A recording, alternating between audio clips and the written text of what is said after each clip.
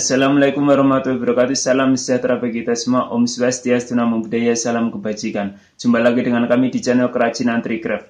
Pada video ini kami akan memberikan inspirasi bisnis yang sangat menjanjikan. Dari barang sederhana akan kami ubah menjadi barang yang sangat berkualitas. Di sini sudah kami siapkan limbah plastik kresek yang tidak kepakai, limbah plastik kresek dengan varian warna yang berbeda.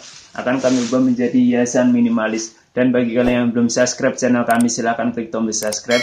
Dan jangan lupa bagikan ke teman-temannya agar kita bisa saling memberi manfaat untuk orang lain. Dan tidak hentinya pula kami selalu berkata kepada kalian, jangan pernah berhenti berkarya dan berkreasi. Salam kreatif.